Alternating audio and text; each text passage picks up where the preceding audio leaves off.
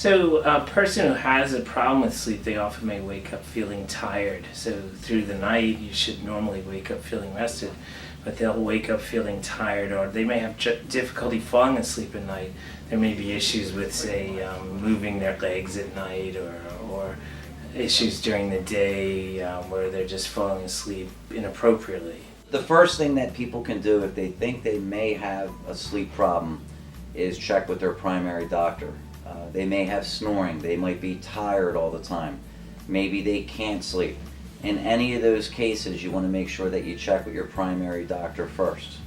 If they believe they might have a sleep problem, the next steps would be to refer them to a sleep specialist doctor. At that doctor, generally the first step that they do is they'll be given a sleep diary, and you'll have to keep track of your sleep pattern for a period of 2 weeks. After that, they'll refer them to their primary doctor again. They'll get a sleep study scheduled, and once their sleep study is scheduled, they'll come in and they'll fill out a series of questionnaires. There'll be a sleep questionnaire. There's something called the Epworth Sleepiness Questionnaire. Basically, that shows if you do have a problem with daytime sleepiness. So those are a few of the first steps. So what we do is we study patients who have different problems of sleep, and we'll study them overnight while they're sleeping to see if there's something that we can do to treat it. We're a society that we're always on the go, we're always on the rush, we're always multitasking, and we have to learn how to slow down a little bit. We need to get sleep. We're not going to be at our best unless we get proper sleep. Waking up feeling tired, waking up with headaches, irritability. There are certain special problems of sleep, like for example narcolepsy is a condition where people may, while laughing or crying extreme emotion, suddenly lose muscle tone. So these are certain conditions that we will treat. If it's sleep hygiene, the first thing they have to look at is their sleep schedule. So going back to that first question I mentioned, keeping a sleep diary, they want to look at how they're sleeping. Are they going to bed at the same time every night? Are they getting up at the same time in the morning? When they go to sleep, is there a TV in their bedroom? Are they shutting it off? Is your cell phone right next to you as you're sleeping? Because we know that social media and electronic devices are probably the biggest culprit with keeping teenagers awake. So if we can keep that out of the bedroom and also keep, our books, our homework out of our bedroom and just keep our bedroom for sleep, that problem can hopefully be resolved. So having certain disorders of sleep, for example, sleep apnea, is becoming more and more common.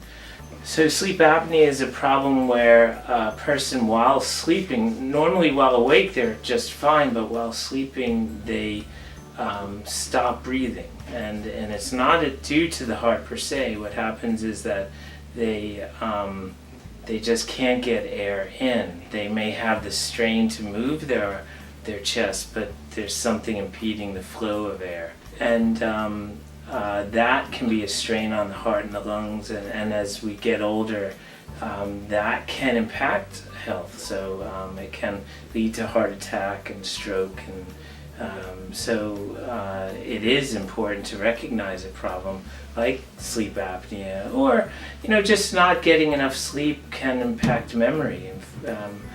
Many of my patients that I see for memory issues, it is often a sleep problem that is the cause. There's definitely more awareness in sleep. I've been involved in sleep since 1995, and I've seen it grow and boom tremendously over the years, to the point where we're seeing celebrities who have had sleep apnea or sleep-related problems. We're basically becoming more educated and more aware of the problem. So with more awareness, we're doing more things about the problem of sleep in the community. So with the technology that's taken off, there's more precise ways to identify if people or teenagers have sleep problems. Well, I think the key thing is to just get enough sleep. And as at certain ages in our lives, like for example at your age, it's very easy to stay awake late and sleep late. And that's great if you could conform to that with your other schedules in life, like sports and school. But it doesn't work out that way. You know, school is early, sports are earlier during the day, and it's difficult. But just trying to get enough sleep, and I really feel that concept of pulling an all-nighter is not a great or wise thing. If you could get the work done beforehand and avoid those all-nighters, that will help you, like, in your just general being and thinking and memory and how you feel. So if you're a teenager, we've always said 8 to 9 hours is ideal, and you have to ask yourself, do I really get that? And sleep is if you just don't get enough sleep, it will have a consequence during the day, and you will feel tired. I can tell you firsthand, just being a teacher and a coach, that sleep definitely impacts our students in the classroom, on the sports field, even in their daily lives when they have part-time jobs. So it does impact every area of your life. Our website at Bacharach offers certain information on sleep. The website is www.bacharach.org, and there is a link towards the Sleep Center within that website.